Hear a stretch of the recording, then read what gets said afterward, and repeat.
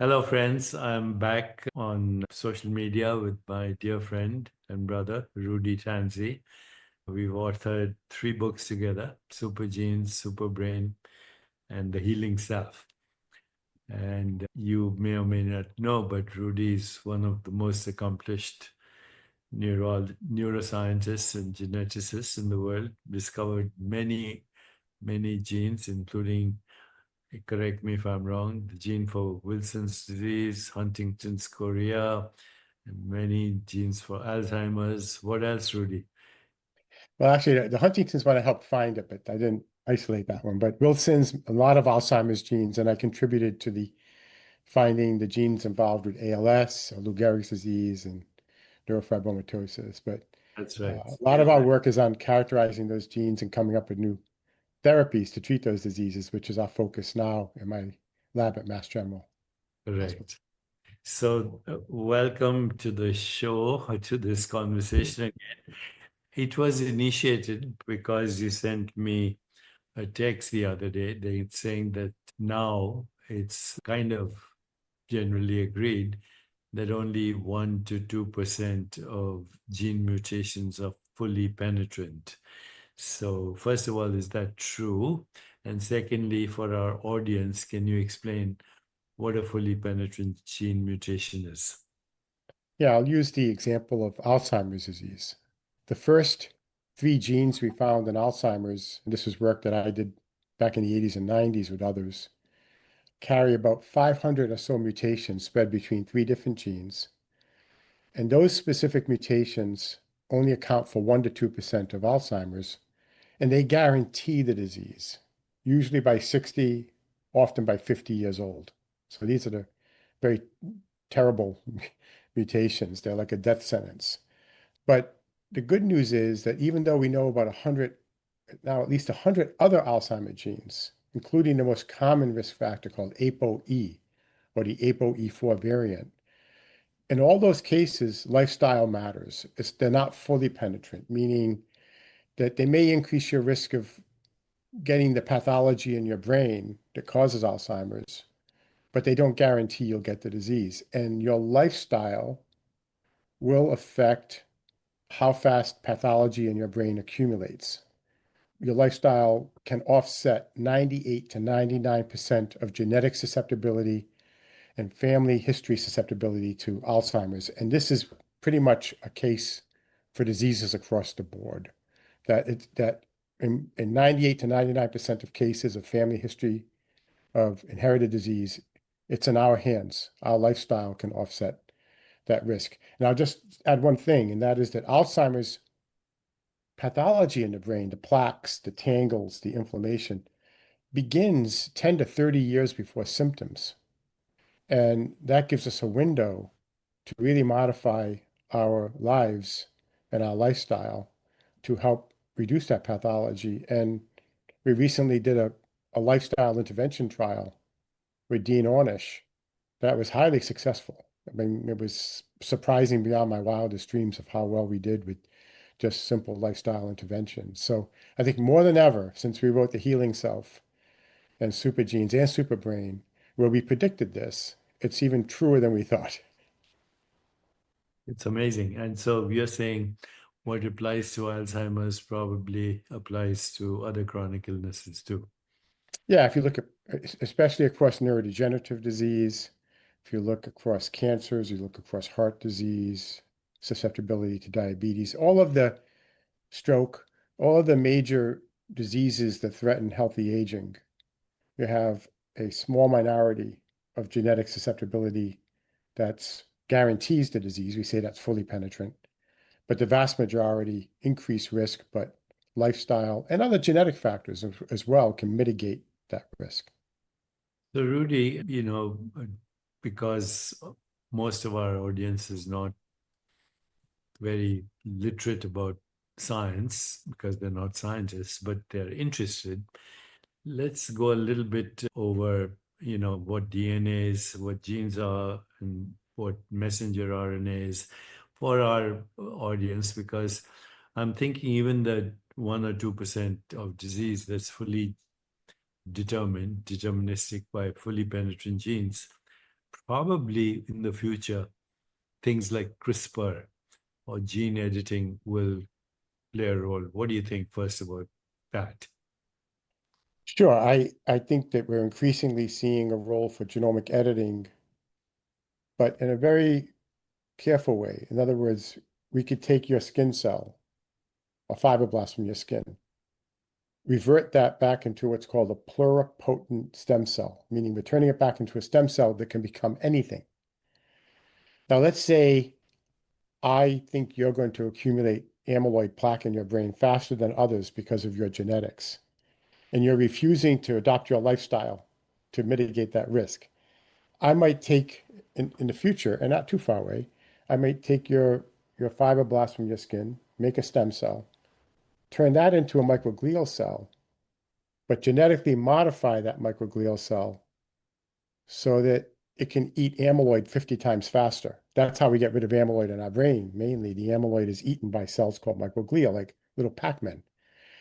And we know that super ager centenarians, people over 100 who are cognitively perfect, what they have in common is that they clear amyloid from the brain a lot faster and more effectively than others.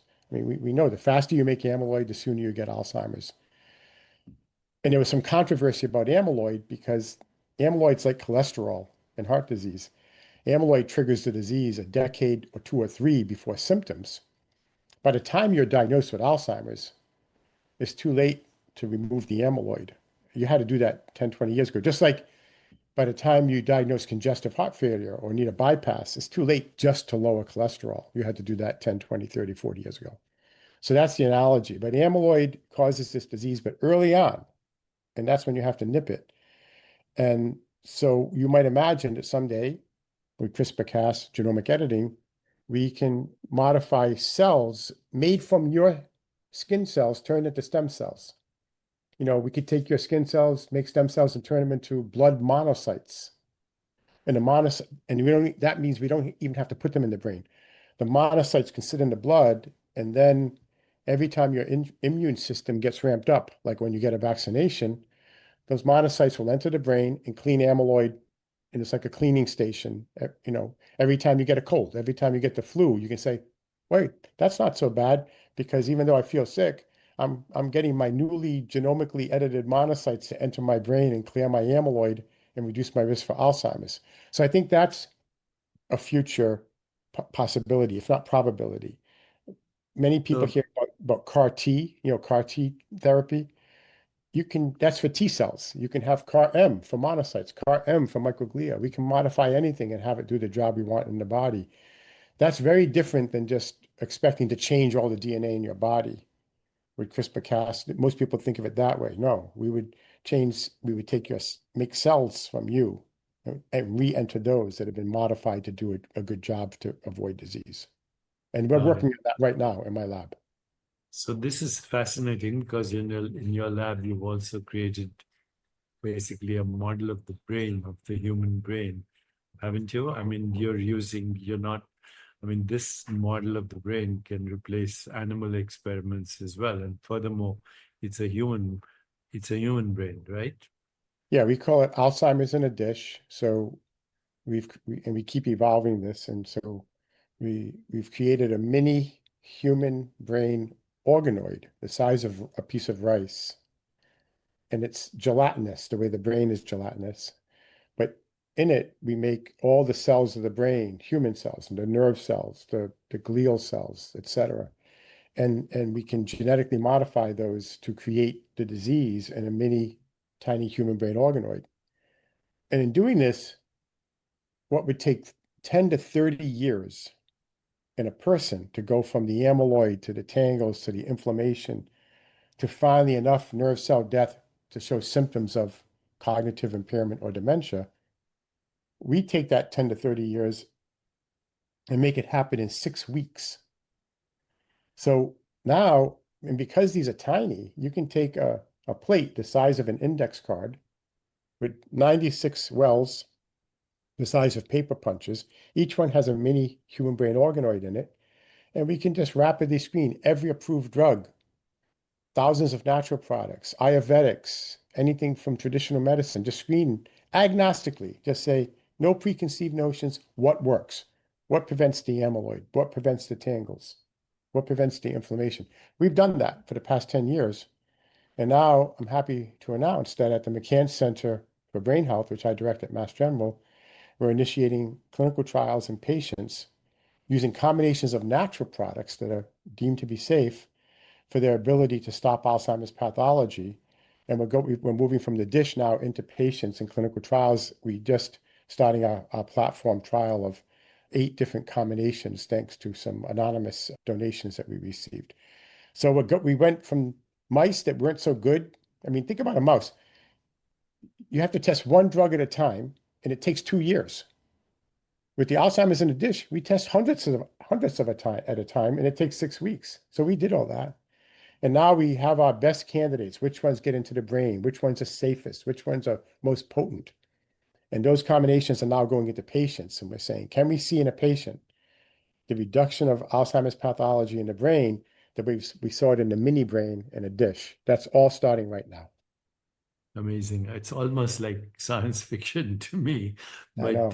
with gene editing and what we now know about epigenetics and what we know about messenger RNA, what we know about the microbiome, and what we now know as artificial intelligence, we're looking at a future where chronic disease might become optional.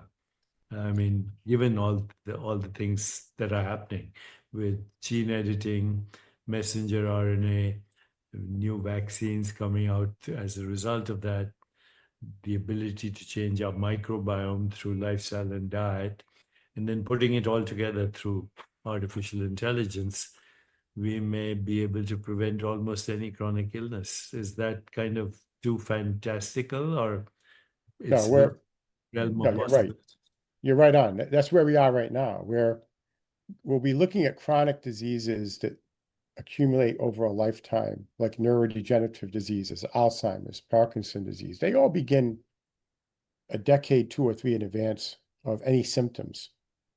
So now we can give you a blood test and tell you at any age, do you have amyloid plaque, tangles, and Alzheimer's pathology in your brain, even though you don't have Alzheimer's disease symptoms of dementia or cognitive impairment, because again, it begins decades before.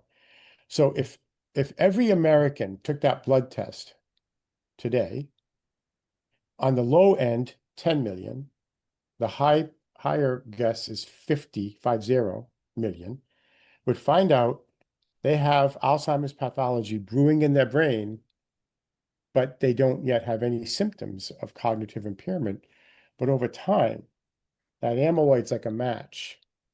Those tangles that are triggered by the amyloid that choke the inside of nerve cells, the tau tangles, they're like brush fires and they keep spreading. And eventually that causes the worst thing, which is neuroinflammation, which is what we wrote about in The Healing Self. And neuroinflammation is the wildfire that kills 100 times more nerve cells than the plaques and tangles that triggered it.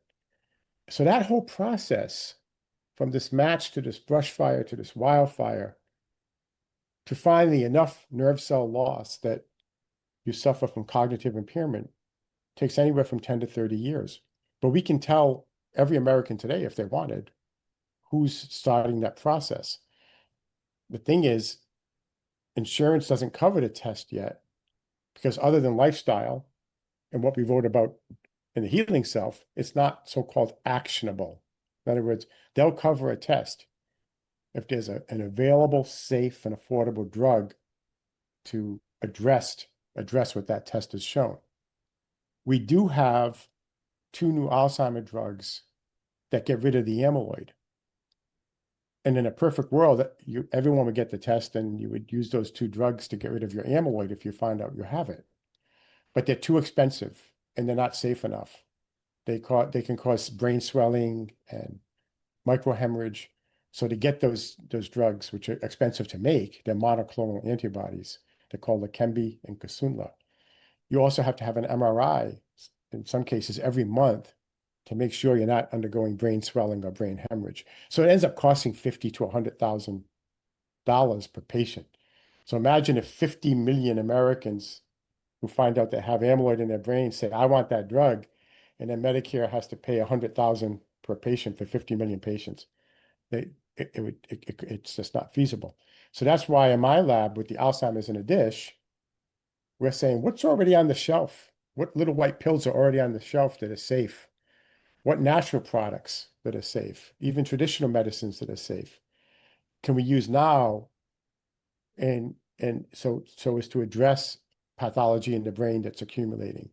And that's what we're doing right now with our trials is safe, affordable ways to make that blood test that shows you whether you have Alzheimer's in your brain without symptoms actionable. And it's around the corner, man. Like I've never been so excited. A lot of my fellow colleagues are retiring right now. And I'm like, this is the most exciting time of my life in research. Everything I've done for the last 40 years of research has led to this moment. So I'm really seeing the light at the end of the tunnel now. So let's talk a little bit about DNA, genes, epigenetics, and correct me as I explore this with you if I make any mistakes. Is DNA with the four alphabets ATCG? Would you say that's the alphabet of all life?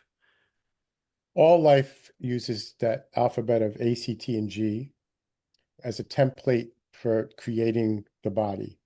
Okay, And we have 3 billion, in our genome, we have 3 billion letters per correct. cell. Okay, that's step one.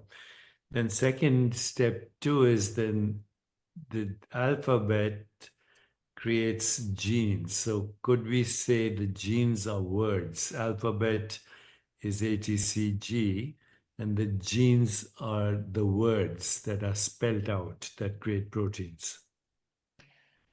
If the life form is the written product, yes. Okay. And then, of course, our body is more than words. Our body is not only words, it's sentences, it's paragraphs, Right. it's stories. Ultimately, it's the history of all evolution. So, what we might say the body itself is the encyclopedia. It's an epic story that is spelled out from DNA, which is the alphabet, words, which are genes, and the words come together to create the physical body. So far, so good. Yeah, the analogy is correct. And from the scientific point of view, 3 billion letters or bases of DNA packaged in 22 chromosomes plus the sex chromosomes, X and Y, determine whether you're biologically a male or female. And there are about 23,000, somewhere between 23 and 25,000 genes, Human. although that number changes Yeah. all the time. But, you know, the genes only make up 1 to 3% of the DNA. Everything else, the DNA in between those genes, is regulating the activity Of and those the genes. interplay of those genes. Okay, so let's talk about that because now we are entering epigenetics, and in previous conversations, you kind of made the analogy of a fist, which is the proteins or histones around which DNA is wrapped, Yeah. and then these histones they kind of get modulated in their shape, and the proximity of the genes occurs as a result of a shift in histone modification. There are other mechanisms, methylation, deacetylation, what have you, but the bottom line is that any experience which is in the environment or in the internal environment, mental environment, so stress, emotions, thoughts, imagination, but also the environment in the cell and also our extended environment, which is the body. All these experiences actually constantly modulate the on off switches that regulate the activity of the genes, either in the direction of inflammation or in the direction of homeostasis. Am I roughly stating this correctly? Yeah, there's a lot packed in there all at once, but it's fair to say that if you ask how, when we talk in super genes, we talked about the gene activity like a rheostat, turning each gene up or down. And so not only can you turn the gene expression, as we call it, or activity up or down, but each gene can make not just one protein, but in many cases, several forms of different proteins based on how the gene gets spliced. So we say there are 23,000 genes, but they can create, literally 100 or 200,000 different proteins, depending on how they're spliced. Even that's controlled by systems that we can call epigenetic or transcriptional altogether. When we talked in supergenes, we were criticized because we said that your lifestyle, your experiences, which are based on your choices, which coming from your brain's activity, and your brain is the tool, that those choices and experiences are modifying not just 100 billion nerve cells in your brain with tens, if not hundreds of trillions of connections called synapses, the neural network like a tapestry. You're not only reworking that tapestry every day with every experience, but the experiences you have are also translating to your genes through epigenetics. You mentioned histones. Histones are like big pillows that are puffy, and they puffy proteins, right? Pillows that wrap around the DNA. And those histones can be modified by your lifestyle. And it can either turn genes on or off. And so there's also DNA methylation. That's a chemical modification of the DNA that again can affect your gene expression on and off. And we went as far as to propose that how you live your life by affecting epigenetics, controlling your gene expression, in turn can control evolution of our species. Yeah, we We were, did go there, and but we we were deeply criticized for that. by Jerry Coyne and Richard Dawkins, who I actually took the trouble of looking up. He made a statement that epigenetics is just a fashion of the day and that it implies Lamarckism, on and on. But we do know now, Rudy, that at least immediate intergenerational trauma, your ancestors, your parents, your grandparents who suffered from the Holocaust, for example, they have sometimes increased risk of diabetes because there's the memory of the famine that took place during the Holocaust. So somehow that memory activates genes for insulin resistance, etc. We know a lot more now about how that works. Less about how it works when we wrote super genes, but we were correct in what we thought was happening. Yeah. And when we were criticized by Dawkins and Coyne and Dennett and others, they're evolutionary biologists. They say it's Darwin or nothing. Mhm. Or what does Darwin say? Darwin says, and Darwin was wrong too, by the way, because he said mutations are random. Yes. New mutations in DNA that occur are random. And then if they allow you to survive better, they persist from generation to generation. If they don't allow you to survive or thrive, then they go away because that person might die before they reproduce.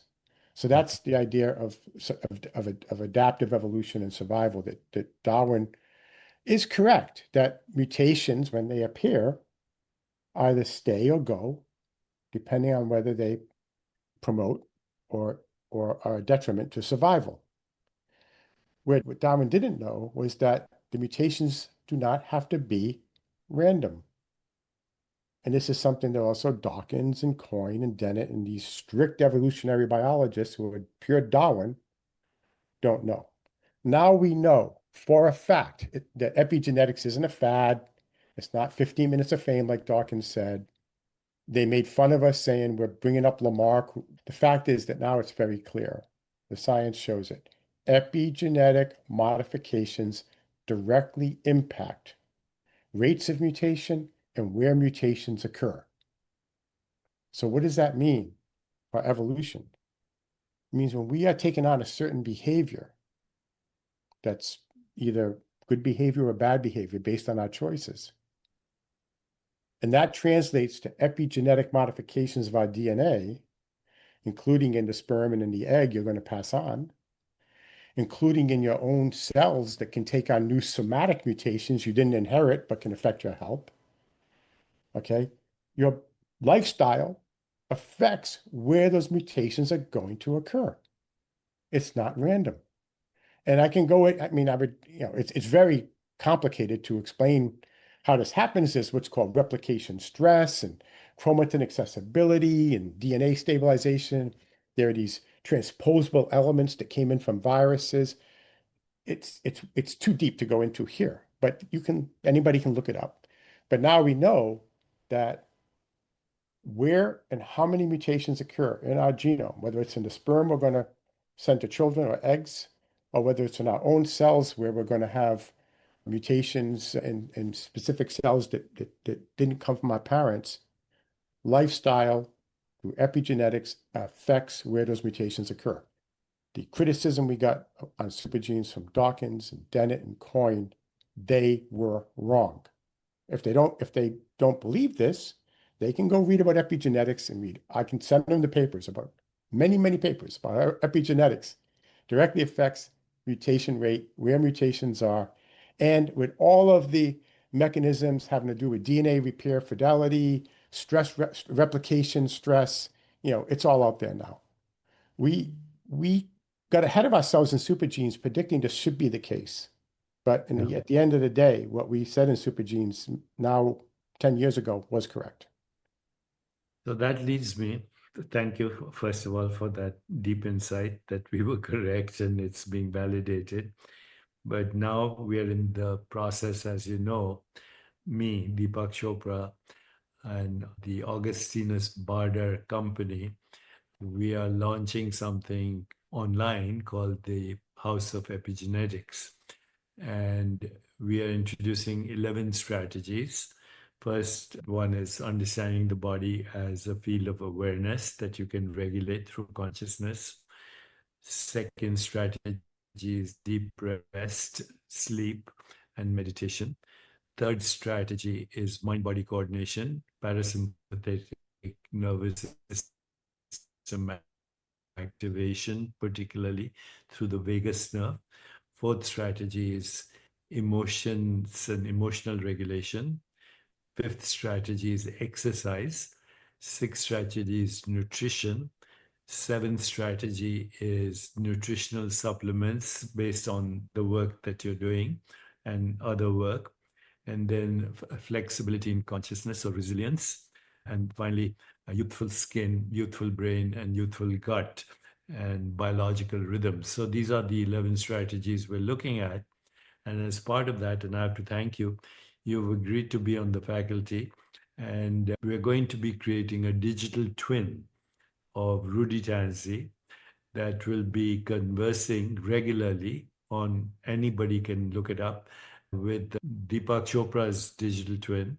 So you and I will have digital twins that can answer people's queries on longevity, health span, inflammation, anti-inflammation strategies, diet, lifestyle.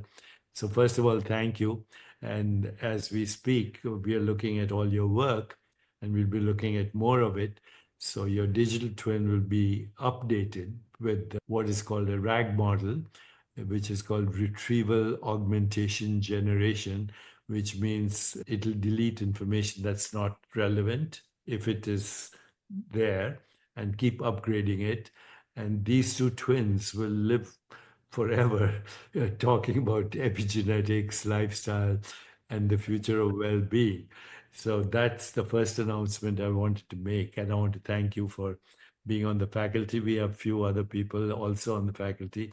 But basically, this will be AI driven. The whole thing will be AI driven. And we'll have a faculty of digital twins, much like grand rounds in a hospital, except that these grand rounds, issues will be solved through AI technology, which will be regulating everything that's happening. So that was an announcement I wanted to make.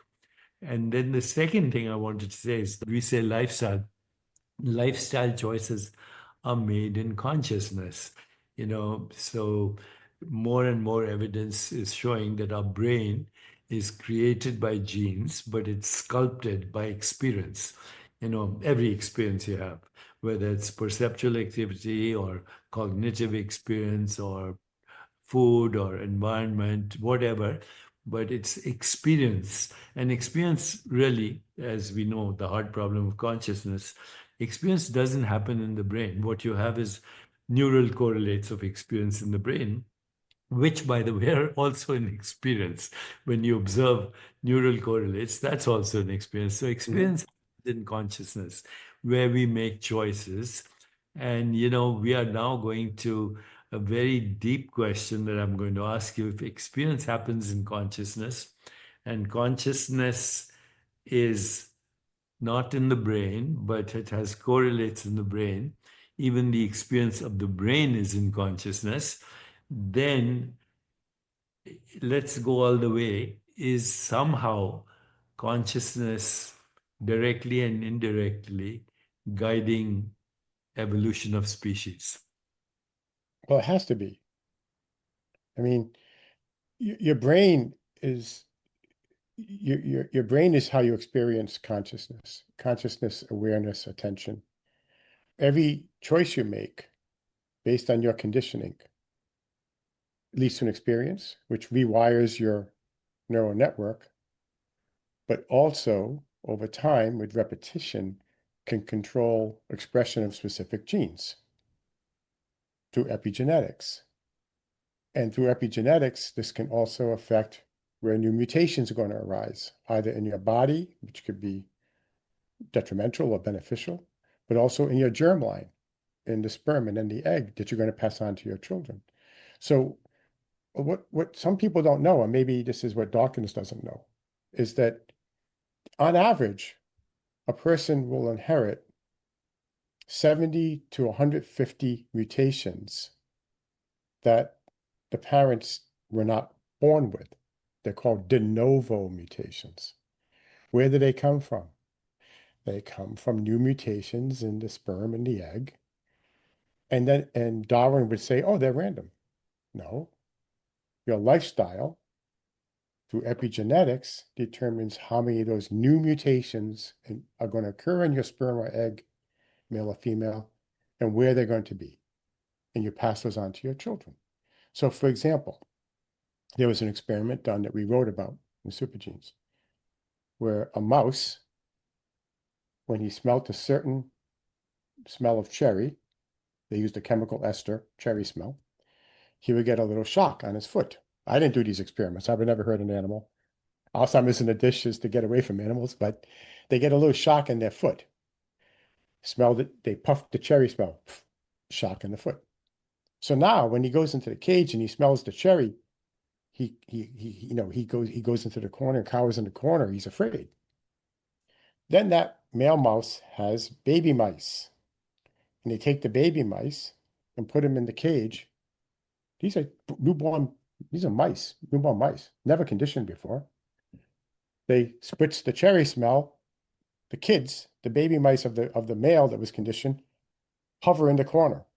They were never trained to be afraid of that smell. How'd that happen? It happened because the genes for the olfaction of that smell were modified and connected together to fear and in the brain, but it was an inherited association. Think about that. So think about somebody in their life going through trauma and what's happening. There's so much yet to learn about how this all works, but you're going through trauma and now you're epigenetically, chemically modifying genes that may modulate your reaction to trauma.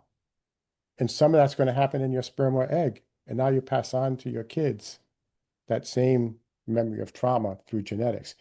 This is the next big movement in genetics. We forecasted it in supergenes. We were criticized, but now increasingly the data says that we were correct in our And predictions and that speculations. memory is in consciousness. That's where memory is. It's triggered through situations, circumstances, events, people, etc. But it is housed as the seed of memory in consciousness. In a sense, translating the word karma, the experience of our ancestors and how they interpreted their experiences, that recycles as memory, and then, of course, Yeah. imagination. And Think, that affects both gene activity and neural networks. and think about instinctive behavior, right? A baby's born. It doesn't have to be taught to find mom's breast. Yeah. We just take for granted, oh yeah, genetically, the baby's programmed to look for a breast and get milk. Like, think about how amazing that is, that genetics can encode that behavior to instinctive behavior. So that instinctive behavior, going back to superbrain, is in the brain stem, the oldest part of the brain. But then over time, the baby has experiences that bring either pleasure or pain. And when something is pleasurable, the memory of that pleasure now conditions that baby to have a desire. I want more of that. Give me more of that. Or the experience gives the baby some sense of displeasure or pain. And now that memory of that pain creates fear. And if we didn't have the newest part of the brain, the frontal cortex, to control those desires and fears, every desire would become an addiction. If it was up to the brainstem, every desire would become an addiction. Every fear would become a phobia. But over time, in the baby and throughout life, the frontal cortex for reason and logic is now starting to form. It's not fully formed until 25 years old, which is why kids do so many crazy things in college. They don't have fully formed restraint yet from the frontal cortex. So there's learned memory in the newer parts of the brain, but there's instinctive memory that's just genetically programmed. What we're saying now is that you can also genetically program what you're going to pass on to your children based on your lifestyle through new mutations influenced by epigenetics, where the epigenetics is influenced by your experiences and the choices you make. The choices you make will affect your children in new ways that you didn't originally inherit, but DNA changes that came with your lifestyle. This is why when we talked about, during the big famine during World War II, when the Germans were blocking food into to Northern Europe, they had to eat tulip bulbs to survive. The genes that control metabolism had to change epigenetically, be modified to be able to survive on very little food or just eating tulip bulbs. What happened was the kids that were born from those parents now had genes where they got more bang for their buck from their food. But now they're not eating tulip bulbs, they're eating hamburgers, they're eating all kinds of food. So the kids from those parents were prone to obesity and diabetes because their genes were programmed by the parents. And then these changes of their lifestyle through epigenetics went to the sperm and egg. And now they inherited new mutations the parents didn't have.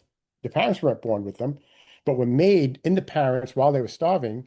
And those mutations go to the kids. And now the kids get fat more easily with real food because they're not just eating tulip bulbs. That's right. This is the next big paradigm shift in genetics.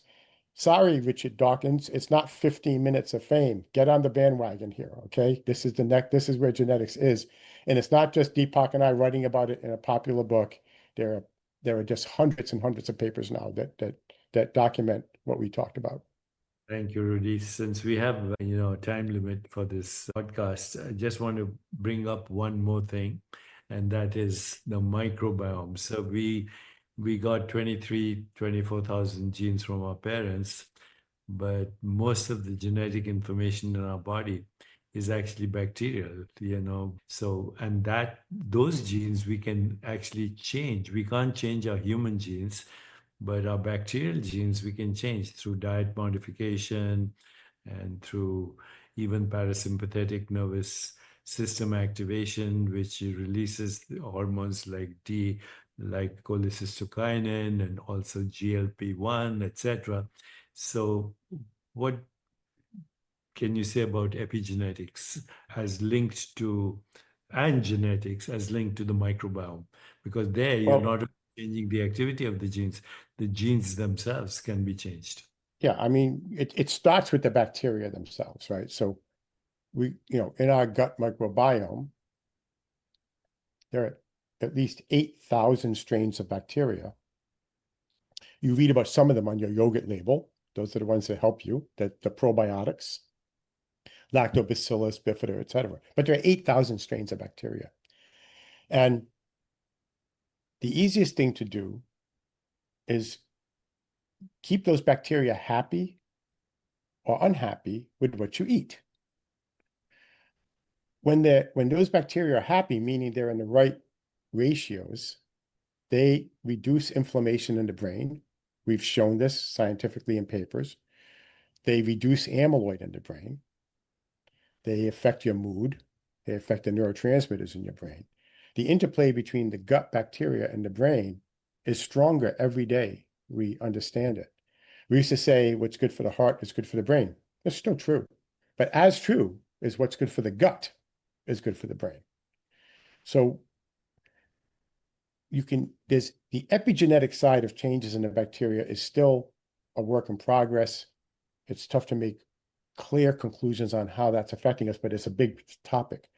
But until then, if we have a plant-based diet, meaning we call that prebiotic food or fiber, nuts, seeds, whole grains, vegetables, fruits, anything that's crunchy, that's not like a potato chip or a French fry, but crunchy and good for you, plant-based diet, that's what these bacteria love. So you can take all the probiotics you want. Oh, I'm going to take a probiotic with 1 billion of 10 bacteria that should be good. Well, there's 8,000 bacteria waiting to be fed. And if you feed them right, they're all going to be good for you, right? They're going to go into the right ratios that are good for you. So the plant-based diet, we've shown this over and over, will keep the right ratios of certain bacterial strains versus each other that helps the brain or hurts the brain. Very simply, junk food, processed foods, high fat, sugar, salt changes the ratios of bacteria in your gut to make your brain unhealthy, inflammation. Plant-based diet makes those bacteria ratios in the right format so that the brain is helped. I'm speaking in very general terms here, but we published several papers on this and so have others. And I'll just point out that we did a clinical trial on Alzheimer's disease with Dean Ornish. Dean ran the trial. Dean Ornish, who's famous for the heart healthy diet that's even covered by health insurance now. And it was a small trial, so I wasn't expecting much. It was only because the pandemic hit, we ended up with only 50 Alzheimer patients in the trial for 20 weeks. 25 of those patients were the placebo group, nothing happening there, control group. The other 25 patients had plant-based healthy meals and snacks delivered to their houses every week for them and their spouse. In addition, we sent them our Dreamweaver glasses for meditation to de-stress. We encouraged them to get enough sleep, exercise, Zooms of interactions with other, Zooms of lectures, learning new things. But the main thing that was compliant was the diet. And at the end of the day, that trial led to cognitive improvement in the patients who are on this protocol that was better than the 2 newly approved Alzheimer drugs. Now, the caveat here is that the newly approved Alzheimer drugs had trials that went for 18 months with 2,000 patients. This was a tiny trial, 50 patients for 20 weeks. But the results were actually better using the same cognitive tests that the FDA requires for a drug. We saw that the patients on the healthy diet and lifestyle, instead of going downhill very fast, they were almost, if you're taking skiing terms, they went from the blue slope, the blue trail, to maybe a catwalk. And if we looked at very specific cognitive tests that make up the compilation test, in some cases, they got better. They actually got better. This had not been seen before. And so Rob Knight, who we wrote about in Supergenes, did the microbiome work. And we saw changes in the microbiome that were in the right direction. So what I think happened there was just 20 weeks of an intensive plant-based diet, in this case, was able to slow down the rate of Alzheimer's disease better, although it was a small trial, than the two newly approved Alzheimer drugs that just came out, the monoclonal antibodies. You know what And, you're saying is yeah. you're One saying last thing. We also removed amyloid. We tested the blood for the biomarker for amyloid in the brain, and with a statistically significant p-value, 0.003, we also had changes in biomarkers in the blood indicative of amyloid removal from the brain as well. The plant-based diet translates to the brain to get cells in the brain called microglia, like Pac-Man, to eat the amyloid and cause less inflammation. what So you're this is saying what we have to really have to do more of this. very consistent actually with Ayurvedic ideas that a diet which has maximum diversity of plant-based foods, 7 colors of the rainbow, basically has all the phytochemicals that you need for life on this planet. And it begins with photosynthesis, is how life began on this planet and how it is sustained. So everything you say makes sense from evolutionary point of view, but also from the origins of life on our planet, which of course in the backdrop of all of that is cosmic evolution. So this has been a very interesting conversation. We've kind of run out of time. I just want to summarize that we spoke about the alphabet of life, the genes that sculpt our that actually give rise to our body and our brain, how experience sculpts the landscape of the brain and the activity of the brain, and the future of well-being with genetic editing and lifestyle changes where disease might become optional.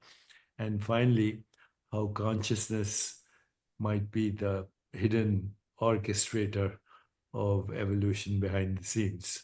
So we've discussed a lot, and we're announcing the House of Epigenetics with digital twins that will be updating everybody with this information. And I invite everyone who's listening to this conversation to check out, if you haven't already, Super Genes, Super Brain, and the Healing Self. These books, which were in a sense, even if I might say so, they were visionary because all the science is validating that. And I'm really grateful for our friendship, Rudy. And as you said, this is the most exciting time for you, but it's also for me because we are looking at health span, longevity, and a disease-free society if you just pay attention to these amazing advances that are happening in the world of science. And Anything else? it begins with consciousness, because Begin? consciousness is where we make choices. Choices determine our experiences. Experiences modify our neural network, they modify our gene expression. And that's not only for our own health, but now through what we're learning about epigenetics, the health of your children as well. Thank you, Rudy. Thank you for joining me. Thank you, Deepak.